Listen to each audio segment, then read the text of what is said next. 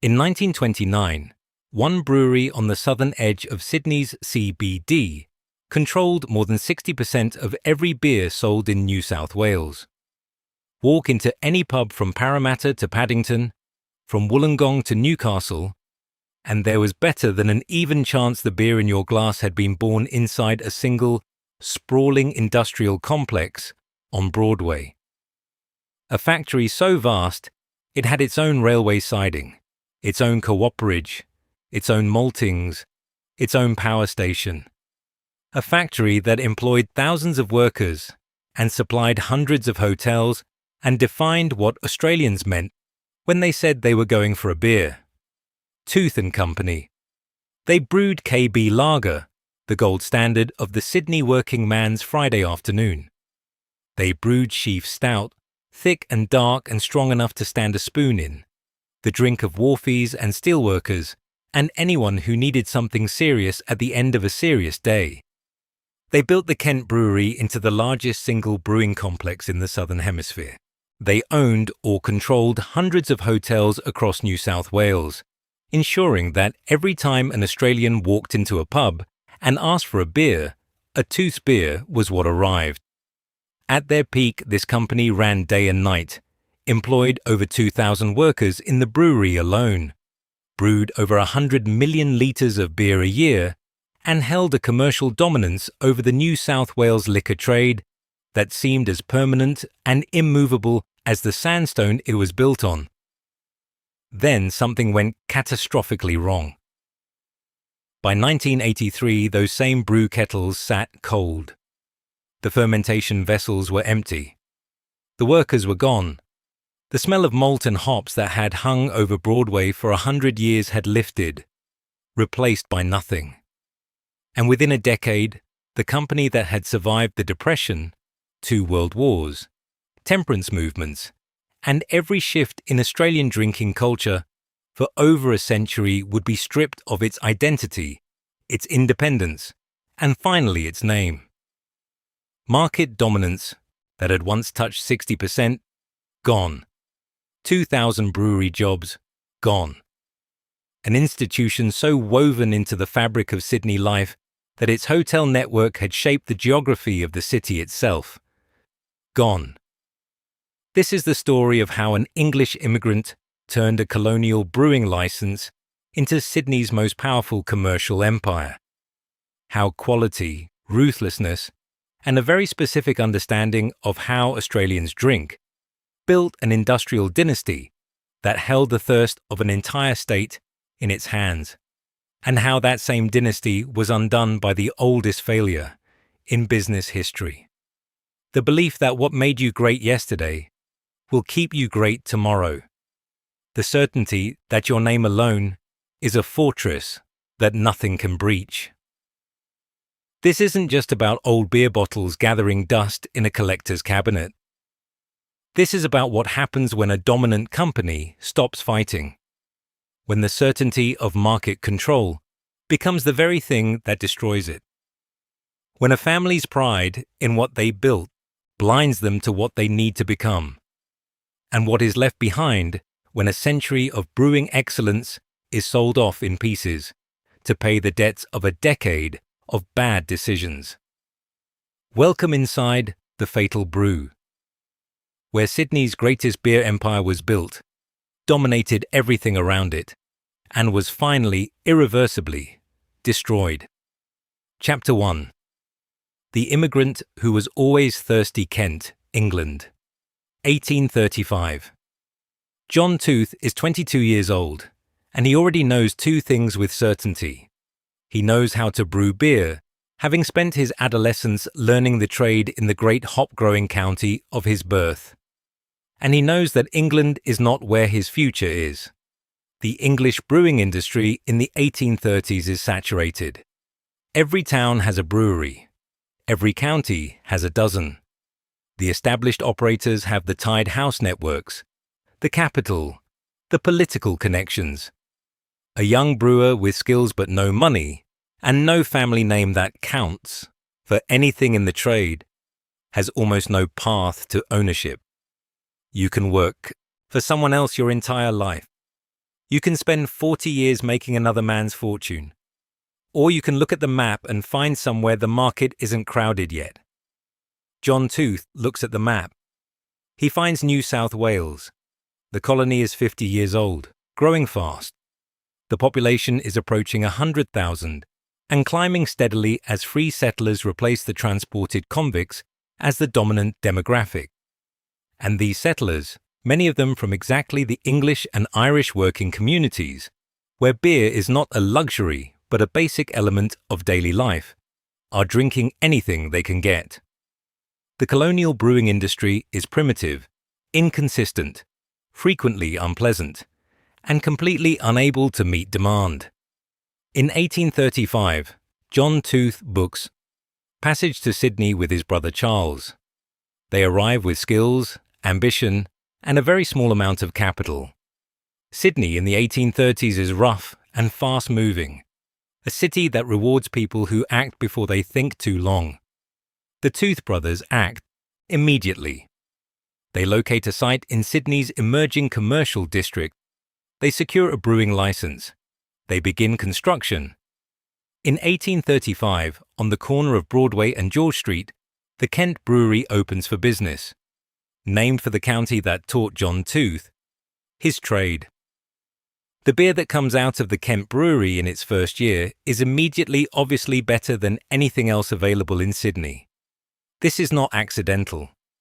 John Tooth has spent years developing a palate for quality and a technical understanding of the brewing process that most colonial brewers simply don't possess. He uses better ingredients, maintains better fermentation temperatures, insists on longer conditioning times.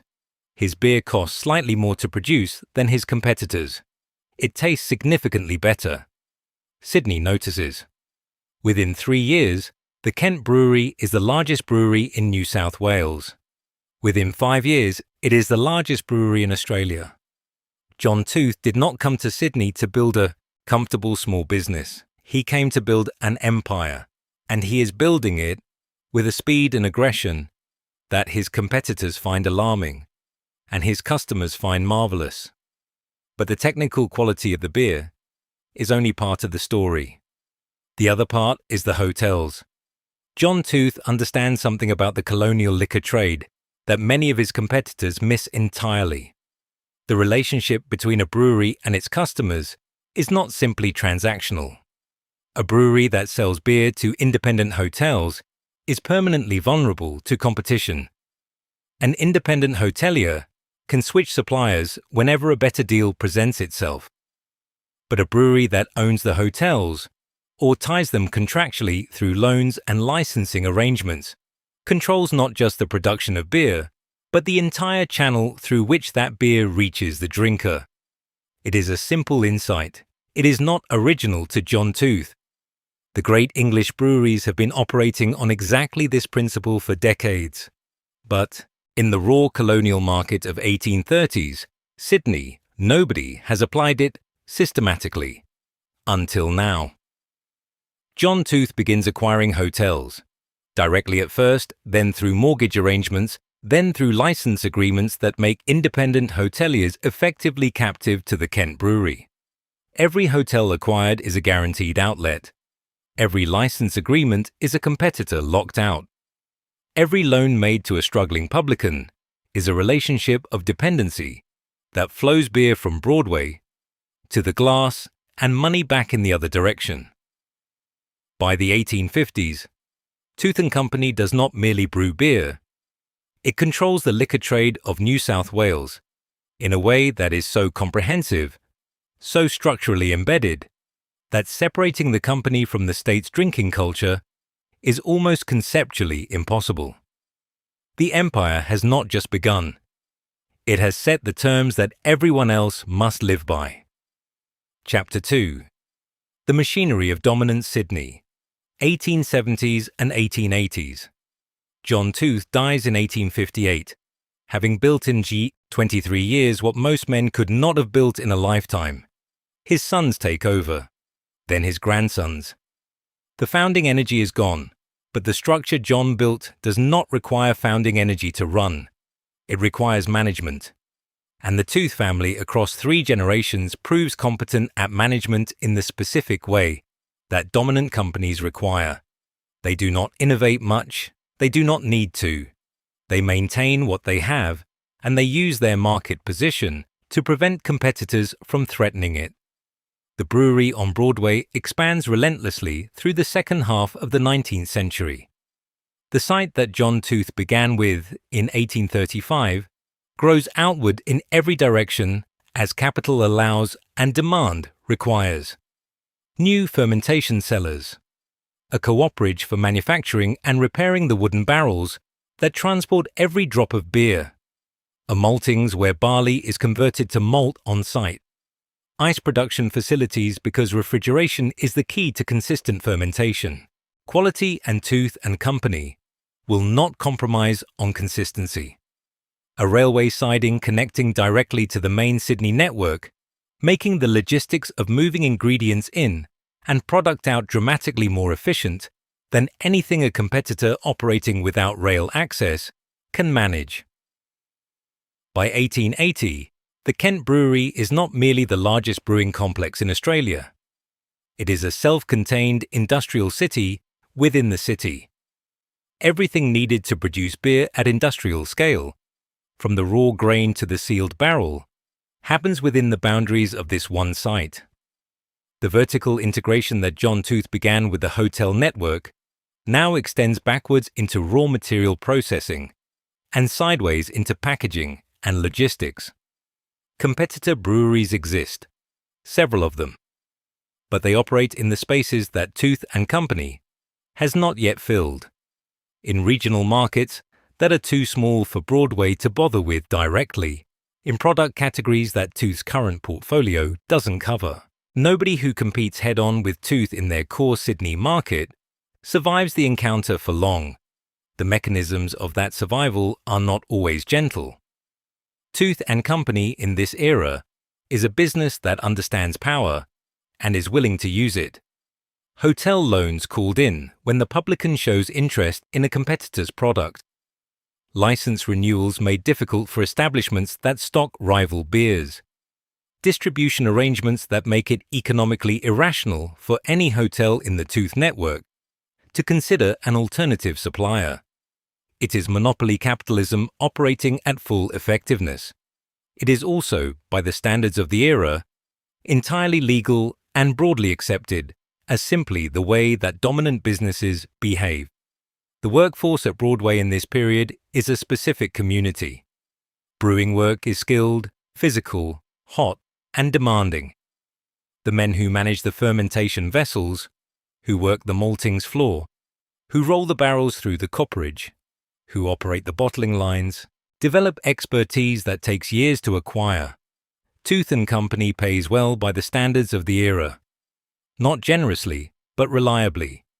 And in a colonial economy that swings between boom and depression with unpredictable frequency, reliability is worth more than generosity.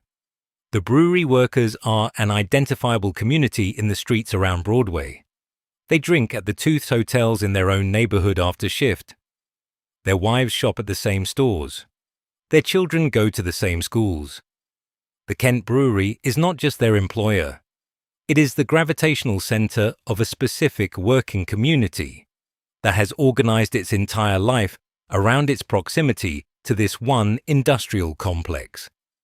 This is what breweries do, the same thing that all great manufacturing establishments do. They create not just employment, but community. Not just wages, but identity. The workers at the Kent Brewery in 1885 are not merely people who happen to make beer. They are Tooth's men. The brewery is their brewery. Its products are their products. When a stranger in a pub orders a KB, a Kent Brewery worker watching from across the bar feels a specific satisfaction. They made that. By the end of the 19th century, Tooth and Company Limited, floated publicly in 1888, is one of the largest and most profitable companies in Australia. The hotel network numbers in the hundreds. The brewery produces volumes that would have seemed fantastical to John Tooth when he opened the gates in 1835. The family has become wealthy in the way that colonial industrial dynasties become wealthy. Genuinely, substantially, multi-generationally wealthy. And the company keeps growing. Because beer consumption in New South Wales keeps growing. And because Tooth & Company is positioned, structurally and commercially, to capture almost all of that growth. Chapter 3. The Thirsty Century Federation, 1901, changes very little for Tooth & Company. The colonial beer trade becomes the national beer trade, but in New South Wales, the dynamics are identical. Tooth & Company is dominant. The mechanisms of that dominance are entrenched. The competitors that exist are managed rather than threatened. The real test of the company's foundations comes from outside the industry entirely. The temperance movement. Through the first 2 decades of the 20th century, temperance politics in Australia reaches its peak intensity. The First World War creates a genuine moral panic about alcohol consumption. Soldiers need sober workers at home. Grieving families blame drink for social misery. Temperance organizations, many of them church-based, push hard for legislative restrictions on the liquor trade. 6 o'clock closing is introduced in New South Wales in 1916, enforced initially as a wartime measure, then retained well beyond the war's end. 6 o'clock closing is actually, in a deeply ironic way, good for Tooth & Company. The restriction creates the 6 o'clock swill, the frantic hour between the icky end of the working day and the mandatory closing time, during which Australian men drink as much as physically possible in the shortest available time. Quality is irrelevant in this environment. Volume is everything. And Tooth & Company, with its enormous production capacity and its network of tied hotels perfectly positioned to capture maximum volume during the one legal drinking hour, benefits financially from the very restriction that was supposed to harm it. The Great Depression hits in 1929. Beer consumption falls. Tooth & Company's revenues fall with it. There are redundancies, short-time working, the particular anxiety of a company that has never seriously had to worry about its fundamentals, suddenly confronting the reality that fundamentals can shift. But Tooth & Company survives the Depression better than most industries. Beer is not a luxury in the way that motor cars or furniture are luxuries. In hard times, the corner pub with its Tooth's beer on tap is one of the few remaining social spaces available to working men. The price of a beer is within reach when almost nothing else is. Consumption falls, but does not collapse. The company comes through the Depression wounded, but intact. More importantly, its hotel network and market position come through intact. The fixed infrastructure of dominance, the tied houses, the distribution agreements, the supply chain, survives the economic storm that destroys more fragile businesses.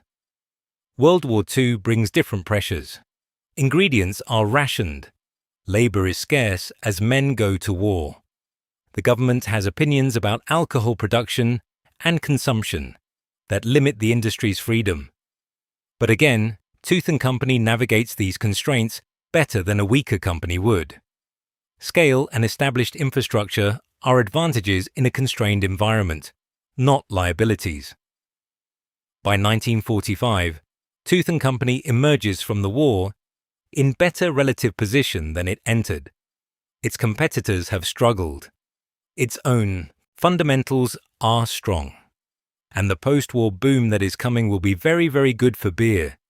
The baby boom, the economic expansion, the return of soldiers who want nothing more than a cold beer and a normal life. The 6 o'clock swill is still in operation, making every late afternoon a guaranteed flood of volume through the tied hotel network. The workforce is expanding.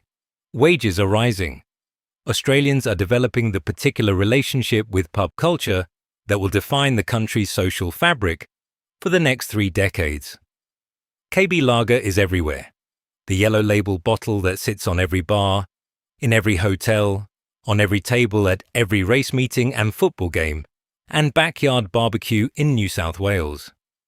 KB is not just a beer. It is the default answer to the question of what a beer is. When someone in Sydney in 1955 says they're going for a beer, they mean a KB. They don't need to specify. Everyone knows the post-war golden age of Australian beer is the golden age of Tooth & Company. The brewery on Broadway runs at full capacity. Employment is at its highest. The hotel network is generating revenue that compounds on itself year after year. The company's market position in New South Wales is so complete that its management could be forgiven for believing it is simply a permanent feature of the landscape. They would be wrong, but they are not wrong yet. Chapter 4. The God of Small Things. Tooth & Company holds 60% of the New South Wales beer market. It is the most commercially dominant brewing company in Australian history. Its management is confident, experienced, and almost entirely unworried. They should be worried. The first tremors are already building. The problem is not a competitor, it is a government decision. The New South Wales government, responding to decades of social criticism about the 6 o'clock swill and its contribution to public drunkenness and social dysfunction, introduces 10 o'clock closing in 1955. The immediate effect is a redistribution of drinking patterns. The desperate sprint from 5 to 6 disappears. Drinking spreads across the evening. People go to pubs for pleasure and conversation, rather than simply to consume as much as possible before the shutters come down. This sounds like it should be neutral or positive for Tooth & Company. More relaxed drinking, longer hours, more time in the hotel. But 10 o'clock closing has an effect that nobody in the brewery's management fully anticipates. It changes what people want from a beer. In the 6 o'clock swill, flavor is essentially irrelevant. You are drinking fast, you are drinking volume, you are not savoring anything.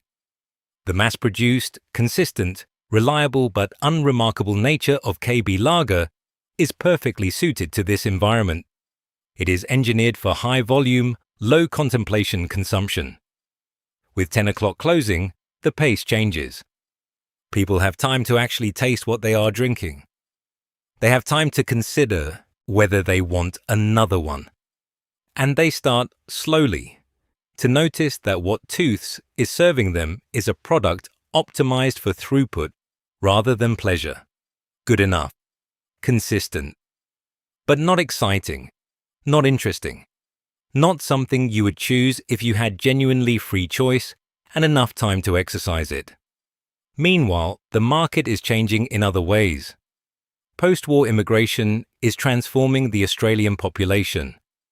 Italian and Greek and German and Eastern European families are settling in Sydney suburbs, bringing drinking cultures that include wine, spirits, and for the Germans and Czech immigrants, an expectation of what genuinely good beer tastes like.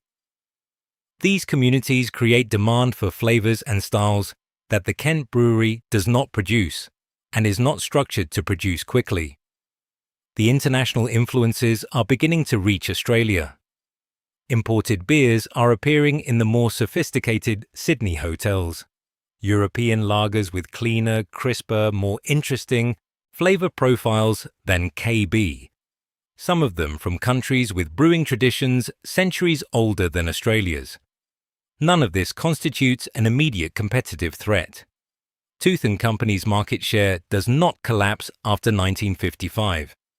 It edges down, percentage point by percentage point, in ways that the quarterly reports show, but that the culture of the company does not register as urgent.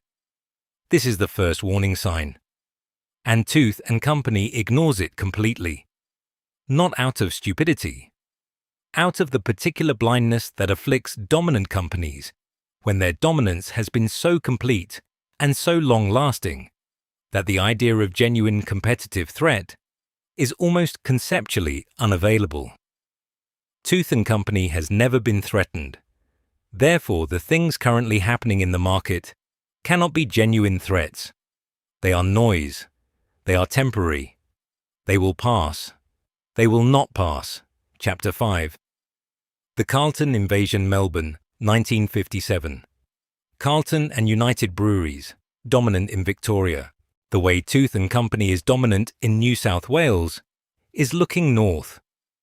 The management of Cub can see that New South Wales is a large and valuable market with a single dominant supplier that has never had to compete seriously.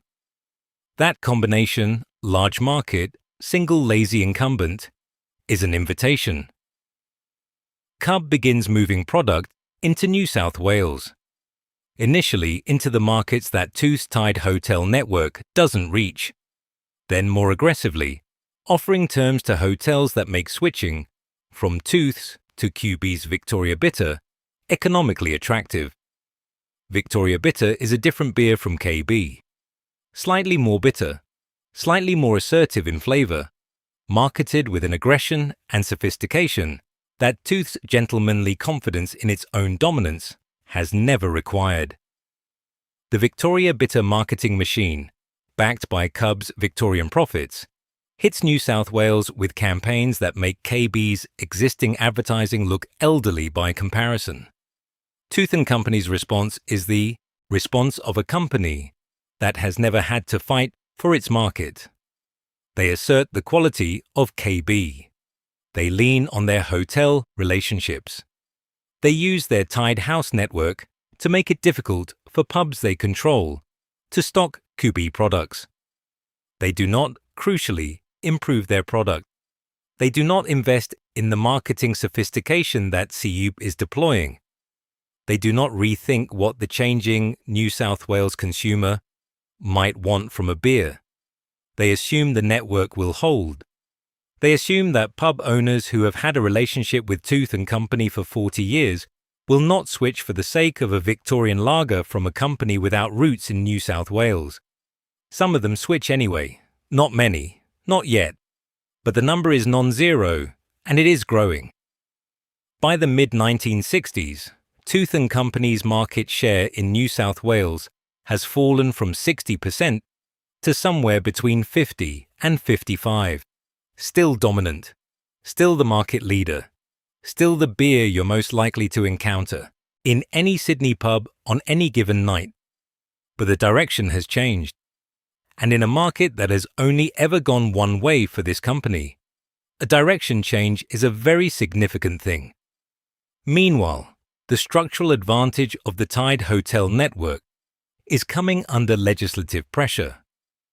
Competition regulators and liquor licensing authorities are beginning to look at the arrangements between large breweries and hotel operators with the kind of attention that results, eventually, in restrictions.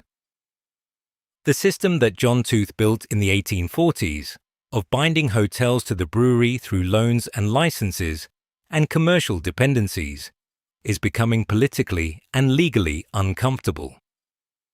The brewery's management is spending increasing amounts of time with lawyers rather than brewers. The company that John Tooth built on the quality of its product and the ruthlessness of its commercial relationships is now defending those relationships in ways that absorb energy and attention and capital that could be spent on the thing that actually matters. What goes into the glass? Chapter 6. The Golden Age that hit the rot, 1960 to 1972. The peak. The years that look, in retrospect, like the last light before the dark. KB Lager is everywhere. There is no corner of New South Wales that you cannot find a Tooth's product. The brewery on Broadway runs at its highest ever capacity. The employment numbers are strong. The wages are decent. The hotels are full. The profits are healthy. Peter Dawson, the managing director through much of this period, is a capable administrator who maintains the machine John Tooth built with competence and care. He is not a visionary. He does not see what is coming. But in a period when the market is still mostly moving in the right direction, vision is a luxury you do not feel the lack of. Sheaf Stout, Tooth's dark beer, develops a cult following that transcends class and geography. Wharfies drink it. University students discover it as a counterculture alternative to the mainstream lager. It begins appearing in the more adventurous bottle shops. It is the one Tooth's product that carries genuine flavor complexity and genuine drinker loyalty. It is also the product that receives the least attention and least investment from the company because it is small volume and niche. The management focus is on KB, the volume product, the money machine. This is a mistake, not a fatal mistake on its own, but a symptom of the fatal failure of imagination that is setting the company up for what comes next. The bottling line at Broadway is state-of-the-art. The refrigeration systems are excellent. The quality control on KB is genuinely impressive by the standards of the era. Every batch is consistent. Every bottle is what it promises to be. The engineering of the product at its intended quality level is superb. The problem is that the intended quality level is wrong for where the market is going. Through the 1960s, Australian beer consumption per capita is actually rising. More people drinking more beer. Total market expanding. This makes it possible for Tooth & Company to continue growing in absolute terms even as its percentage share declines. If the pie is getting bigger and your slice is getting slightly smaller, the absolute size of your slice may still be increasing. The percentage decline is masked by the volume growth. This masking effect is dangerous. It creates the impression that nothing is seriously wrong when the structural problem is in fact worsening every year. The company's management, looking at volumes and revenues that are still growing, does not feel the urgency that deteriorating market share should create. The alarm is not sounding because the financials are still positive. But the financials are positive for reasons that will not last, and the market share loss is a permanent structural change that will keep compounding. Then, in 1972, the alarm finally sounds. Not gently. Chapter 7. The merger and the beginning of the Tooth & Company agrees to a merger with Carlton and United Breweries. The two great regional brewing empires of Australia's East Coast, after 15 years of encroachment and competition, decide to join forces under the umbrella of a new holding company called Associated Breweries. The logic presented to shareholders and the public is compelling. The Australian beer market is consolidating globally. The large international brewers, Heineken, Foster's parent company, American giants, are looking at Australia as a premium market worth entering. To compete with international capital, Australian brewers need scale. Cub and Tooth together have the scale that neither has alone. The combined entity will be more efficient, better capitalized, better positioned to defend the Australian market against international competition. The logic is not wrong, but the execution is catastrophic. Merging two dominant companies that have each run their own fiefdoms for over a century is not a simple administrative exercise. It is a collision of cultures, management structures, product philosophies, and market approaches that have been shaped by completely different, competitive environments. Cube has had to fight. Tooth has not. Cube's management culture is aggressive and marketing-focused. Tooth's management culture is gentlemanly and operations-focused. These are not compatible operating styles. The merger creates immediate confusion about decision-making authority. Who runs the New South Wales operation? Who controls the product development? Whose brands get the marketing investment? The answers to these questions are fought over in boardrooms and management meetings for years, absorbing energy that should be going into the market. Meanwhile, the market is not waiting for the merger to sort itself out. An event that is, for Tooth & Company, the equivalent of the oil crisis for Holden. The New South Wales government, responding to pressure from the developing bottle shop and packaged liquor industry, liberalises the liquor laws in ways that fundamentally change how beer is sold and consumed. The new regulations make it much easier for independent liquor retailers to operate. Bottle shops multiply rapidly. Supermarkets begin selling beer. The shopping trolley replaces the hotel bar as the primary mechanism by which beer enters Sydney homes. This should not necessarily be a problem for Tooth & Company. People are still buying beer. They are just buying it differently. But it is a problem.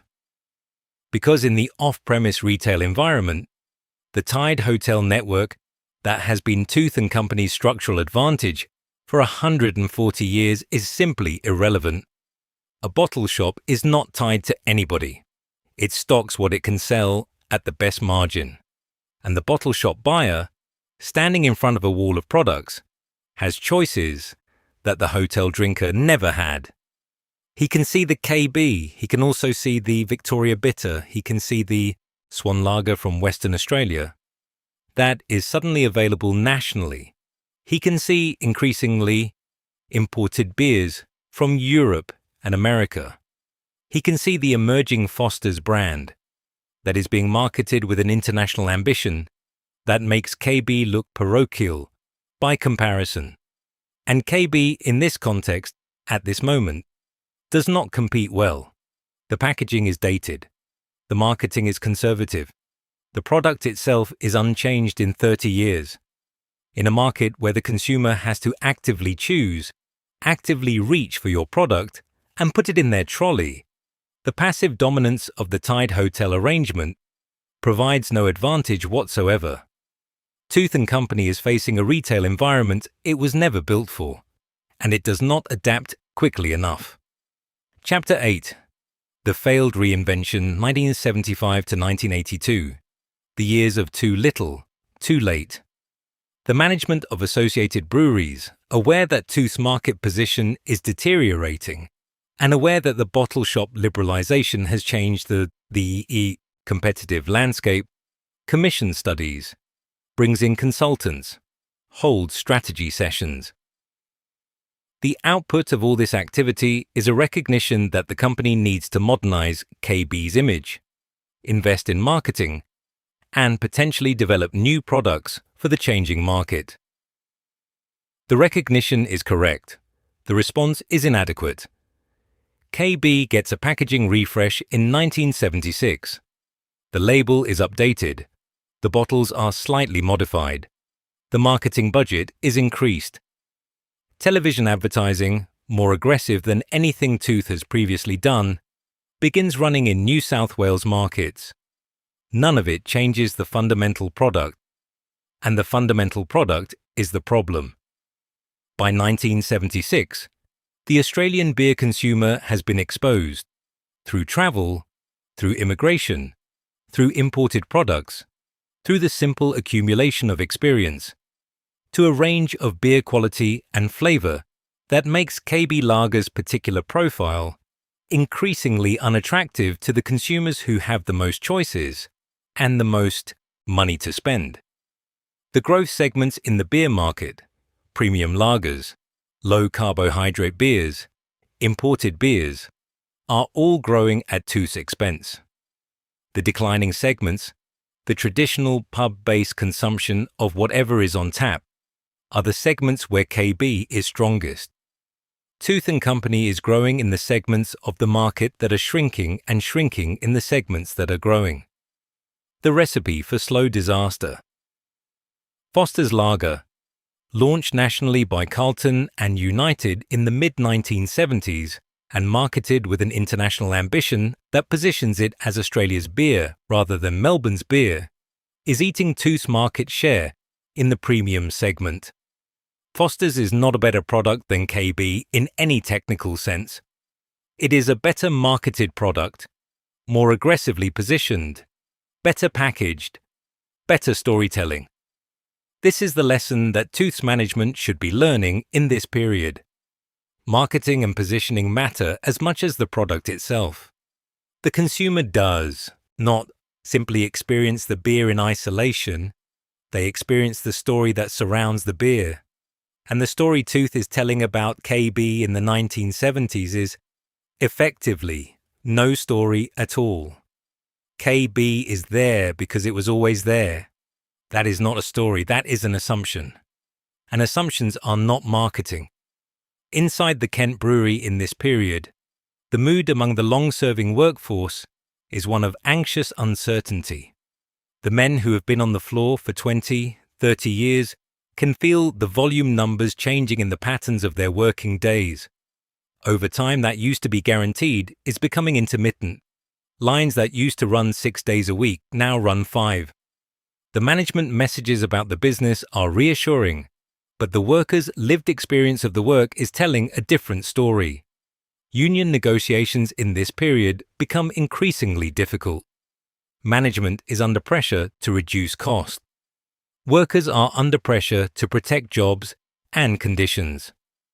The relationship between the brewery floor and the corner office, never warm, becomes actively hostile in ways that further reduce operational efficiency at exactly the moment when operational efficiency is most needed.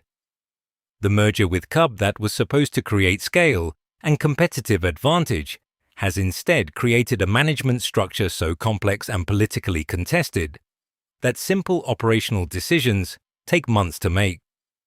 Meanwhile, the competition is moving faster. Much faster. The decision is made to close the old malting facilities at Broadway, the first major piece of the Kent Brewery's vertically integrated self-sufficiency, to be dismantled. Malt will be purchased externally from now on. It is presented as a cost rationalization. In practice, it is the first admission that the grand ambition of the fully self-contained brewing complex is no longer financially sustainable. The workers who operated the maltings are offered redeployment within the brewery or separation packages. Most take the separation packages. They are not young men. They have spent their careers in a specific corner of a specific building, doing a specific thing that nobody needs anymore. They take their money and they leave. And with them goes a piece of the institutional knowledge about what happens to grain before it becomes beer. Knowledge that took decades to develop and that exists nowhere outside the heads of the men who are now walking out the door for the last time. Nobody in the management meeting that approved the malting closure thinks about institutional knowledge. They think about cost per ton of malt. They are right about the cost per ton. They are wrong about what else they are losing. Chapter 9. The Killing Decision. The management of associated breweries, looking at the numbers from the Kent Brewery, makes a decision that will become, in hindsight, the single most consequential decision in the company's history. They will close the Broadway brewing operations, not immediately, not all at once, but the trajectory is set. The Kent Brewery, the single site on Broadway that has been the source of every drop of Tooth's beer for 145 years, is going to stop brewing. The reasoning is presented in the language of operational efficiency and cost reduction. The Broadway site is old. The infrastructure requires constant maintenance investment. Labor costs in inner Sydney are higher than they would be at a purpose-built facility elsewhere. The land itself, prime inner city real estate, has a value that is increasingly difficult to justify, using for industrial production. A new facility, purpose-built, outside the city, mechanized to modern standards, would produce beer at significantly lower cost per litre. The savings would fund investment in marketing and product development. The brand survives. The beer survives, just made somewhere else. This argument is not wrong on its own terms. The operational economics genuinely favour relocation. The Broadway site genuinely is expensive to run. The land genuinely has better uses in the emerging inner city economy. But the argument is not only about economics, and the non-economic dimensions are not being adequately considered. The Kent Brewery is not just a production facility. It is the physical embodiment of the Tooth & Company brand. The sandstone buildings on Broadway, The brewing towers visible from George Street, the smell of malt that drifts across the inner city on warm evenings and tells every Sydney-sider within 2 kilometers that someone nearby is making beer. The relationship between the company and the city is partly abstract, carried in the brand and the product, and partly entirely concrete, embodied in that specific set of buildings on that specific corner, which has been making beer since 1835. When you move the brewing out of those buildings, you do not merely change the location of a production process. You sever the physical connection between the brand and its origin story. You turn a place into a memory, and memories, in commercial terms, do not generate the same loyalty as presents. But the decision is made. The economics are clear. The lawyers are happy. The accountants are delighted. Over the next 3 years, 1980 to 1983, the brewing operations at Broadway are progressively shut down. Line by line, vessel by vessel. The fermentation tanks are drained for the last time and not refilled. The brew kettles are cleaned and decommissioned. The yeast strains that have been maintained and evolved in the Kent Brewery's specific environment for generations are transferred, some of them, to the new facility. Others are simply lost because the logistics of moving a living biological culture across the city are more complicated than anyone planned for. By 1983, the Kent Brewery on Broadway brews its last batch of beer. The fire under the kettle goes out. The steam stops rising from the brewing tower. The smell of malt disappears from the Broadway air for the first time in 148 years. 2,000 workers, directly employed at the brewery, received their redundancy notices in the years surrounding the closure. Some are redeployed to the new production facility. Most are not. The work at the new facility is more automated, more mechanized, requiring fewer hands and less of the specific human knowledge that the Broadway operation had relied on for generations. The community around Broadway, the workers and their families, the pubs and shops that service them, the specific social ecosystem that had grown up around the brewery and sustained itself on its wages and its rhythms, begins to unravel. The pub on the corner where the late shift used to drink after clocking out loses its regular trade. The deli that sold sandwiches to the morning crew at a specific time every working day finds that time now passing without customers. The particular social fabric of a working industrial community, invisible when it exists and devastatingly obvious when it is gone, starts to fray. And the beer that comes out of the new facility, it is technically the same. The recipe is the same. The quality control is the same. By every measurable standard, it is identical to what was brewed at Broadway. But something is different. Something that is not on any quality control checklist. Something that you cannot test or measure or specify in a production standard. The beer that comes out of a purpose-built industrial facility on the outskirts of Sydney is not the beer that was made at the Kent Brewery on Broadway, in the way that actually matters, in the way that connects a product to its story, to its place, to its century and a half of unbroken presence in the life of a city. The name is the same, the label is the same, the liquid in the bottle tests identically, but the soul of the thing is gone. Chapter 10. The Final Collapse. The Kent Brewery is silent. The grand old sandstone buildings on Broadway are empty, their windows dark, their centuries of noise and heat and the smell of fermentation replaced by nothing. The Tooth and Company name still exists. KB Lager is still being produced. The hotels still operate. The brand still has recognition. But the market share numbers are brutal. From 60% in 1929 to 50% in 1960 to 40% in 1972 to 30% by 1982 by 1985. Something in the mid-20s. a company that once owned more than half of every beer consumed in New South Wales, now has a market share that is merely respectable rather than dominant. And it is still declining. The competitive environment has hardened dramatically.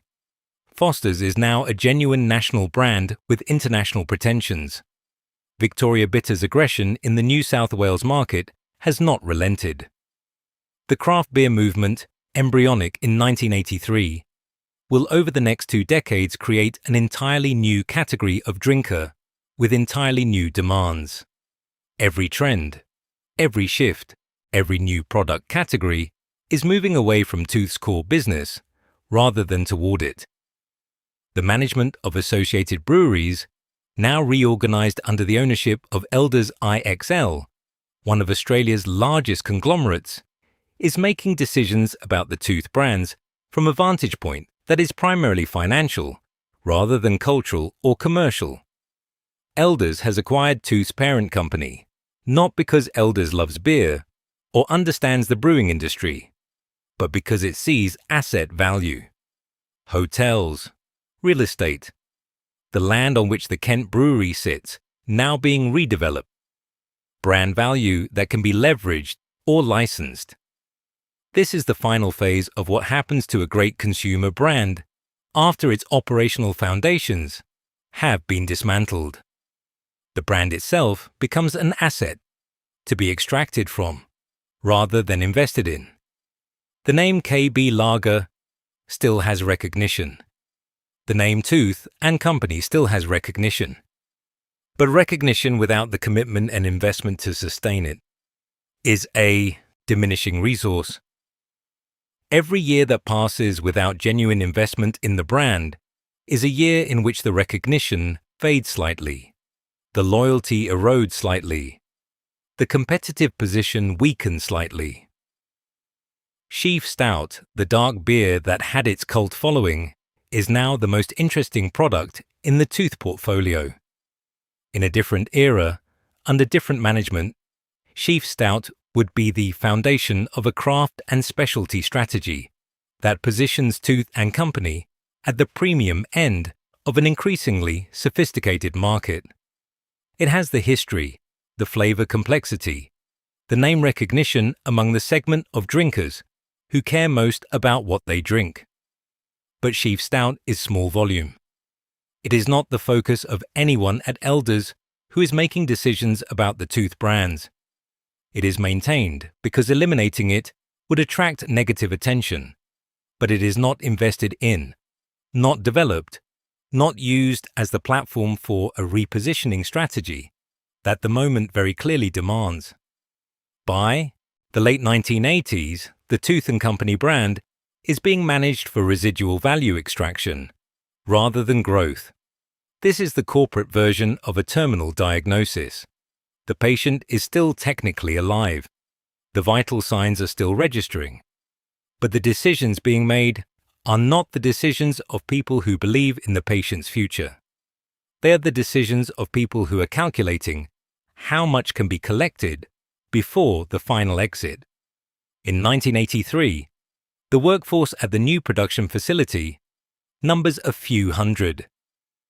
The 2,000 jobs that existed at Broadway are gone. The community of workers around the Kent Brewery is dispersed. The men who made KB Lager in the buildings John Tooth built are retired, or working other jobs, or simply gone from the story. The numbers in the final years before the complete acquisition by Lion Nathan in 1990 are the numbers of a company in controlled decline. Market share in the low 20s and falling. Revenue dependent on legacy hotel assets rather than beer sales growth. Product development investment minimal. Marketing investment inadequate for the competitive environment.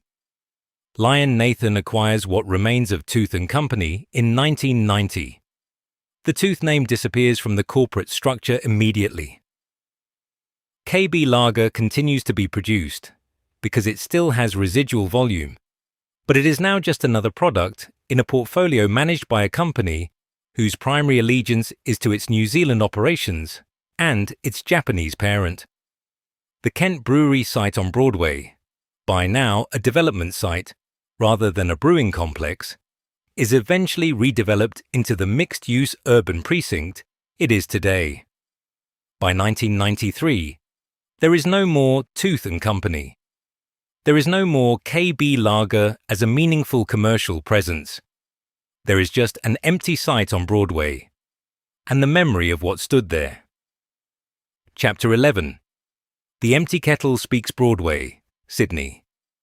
Today, the site of the Kent Brewery is now apartments, bars, restaurants, a boutique hotel that trades on the heritage aesthetic of the old buildings without having any connection to what those buildings once produced.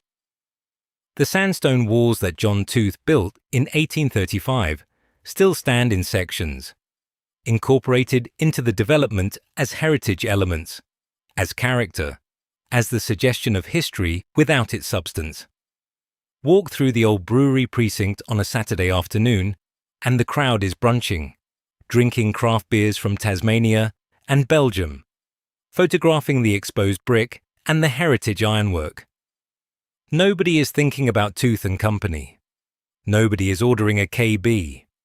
Nobody under 40 knows what sheaf stout is. The silence where the brewing towers once steamed is complete, not the dramatic silence of an abandoned factory. The louder, more final silence of a place so thoroughly transformed that the original purpose has become invisible. There is more grief in a place that has forgotten what it was than in a place that simply stands empty. Empty places, remember. Transformed. Places have moved on.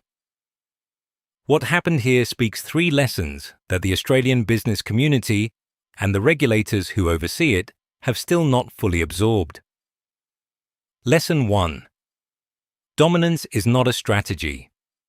Tooth & Company held 60% of the New South Wales beer market for decades. That dominance was not the result of continuous competitive excellence.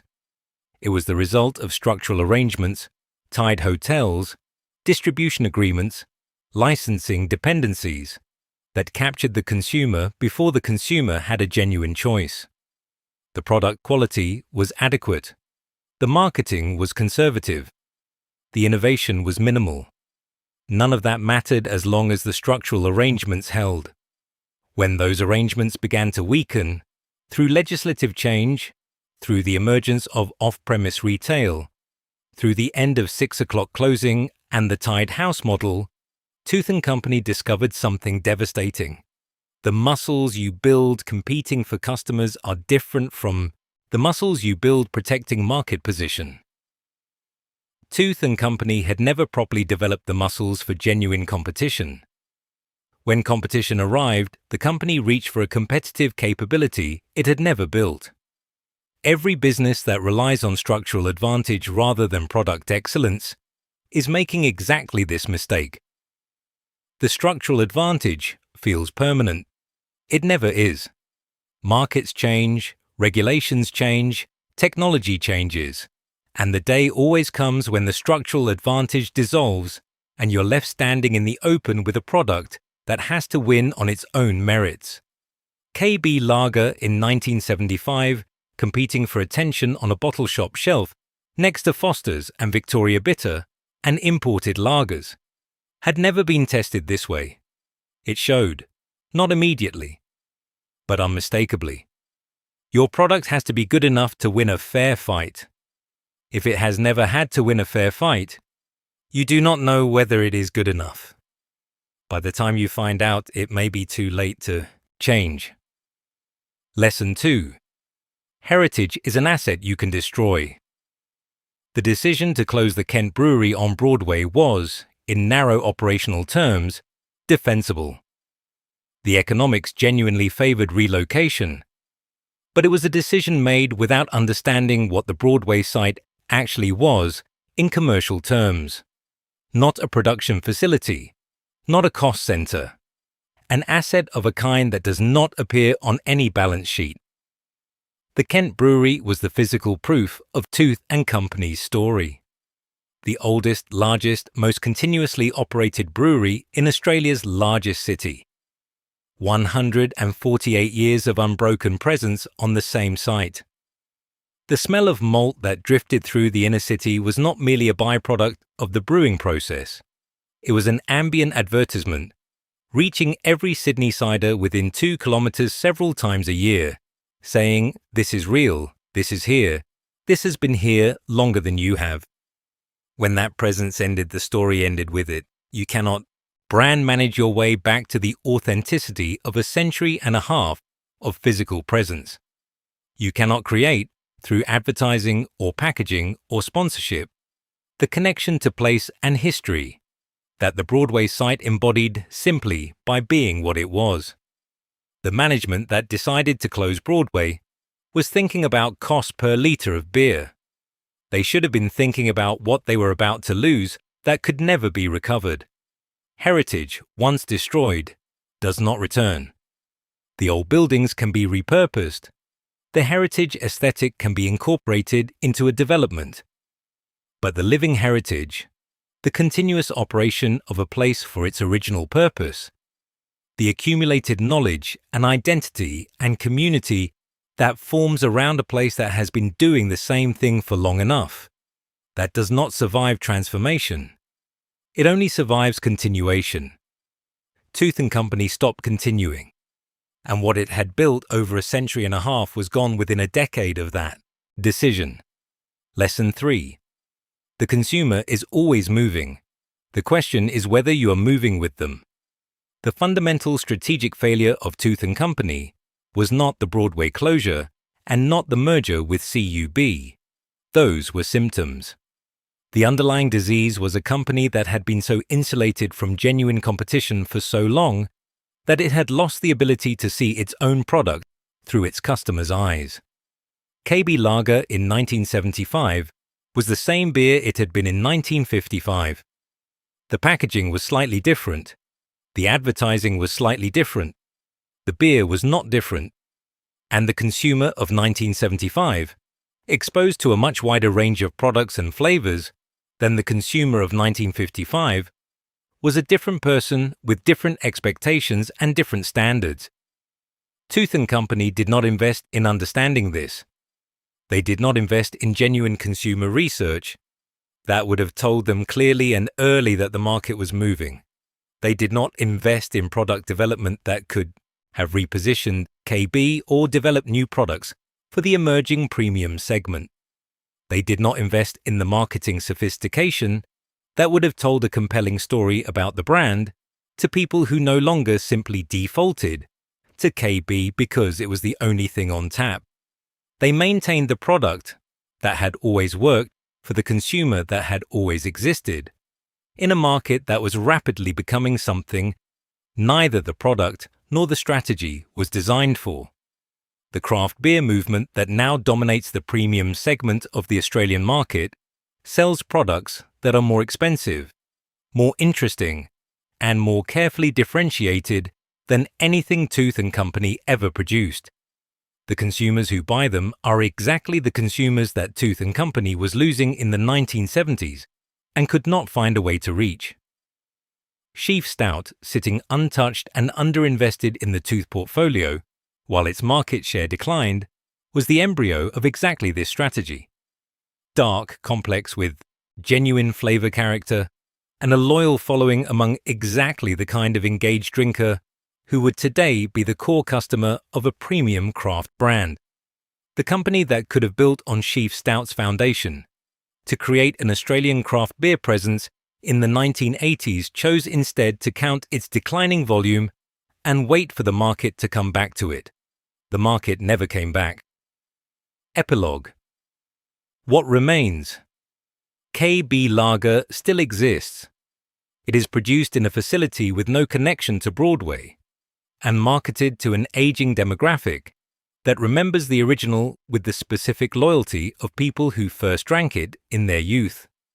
The volume is a fraction of what it was at its peak. The brand is maintained more as a heritage obligation than as a genuine commercial priority. Sheaf Stout also survives, brewed under license, consumed by a small but devoted community of dark beer enthusiasts who have found it despite rather than because of any marketing effort on its behalf. It is genuinely a good beer. It has always been a genuinely good beer. That was never its problem. The Kent Brewery site on Broadway has been redeveloped into a mixed-use precinct that incorporates heritage elements of the original buildings.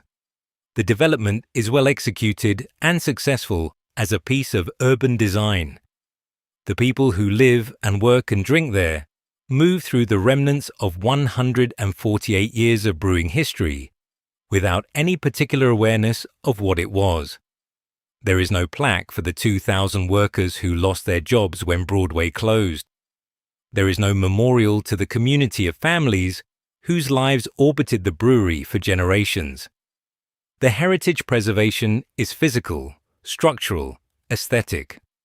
The human heritage, the accumulated knowledge and skill and community that made the place what it was, is gone as completely as if it had never existed. A retired brewery worker named Kevin, who started at Broadway as an apprentice in 1962 and was made redundant in the progressive closures of 1981 and 1982, drives past the old site occasionally. He says the buildings look good, well maintained. He says he is glad they did not knock them down entirely. But he says this too. We made beer in there for 150 years. Real beer, made by people who knew what they were doing, and they decided it was cheaper to make it somewhere else. I suppose it was. But something went wrong after that, didn't it? The beer was never quite the same. The company was never quite the same. You can move a recipe. You can't move what made it matter. He's right. The silent brewery speaks from the texture of the old sandstone and the shapes of the old buildings, repurposed now, full of people who have no idea what happened here. John Tooth crossed an ocean to build something that would last. And for 148 years, it did last. It outlasted him by over a century.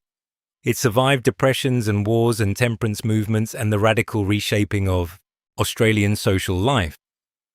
What it could not survive was the series of decisions made in boardrooms by people who understood the asset's balance sheet value without understanding its deeper value, who saw a cost center when they should have seen a legacy, who calculated the savings from closing Broadway without calculating what closing Broadway would cost. The brew kettles are cold now. The malt smell is gone from the Broadway air. The community of workers who made KB Lager and Sheaf Stout in those buildings is dispersed and aging and mostly forgotten. What remains is a development with good bones and no memory. And the lesson, still not fully learned, that the most valuable things a company possesses are often the things that do not appear on the balance sheet. The quality of what you make, the people who know how to make it, the place that gives it meaning. Lose any of those, and the numbers will catch up eventually. They always do. Welcome to the Empty Kettle, where Sydney's greatest beer empire was brewed, bottled, beloved, and finally irreversibly poured away.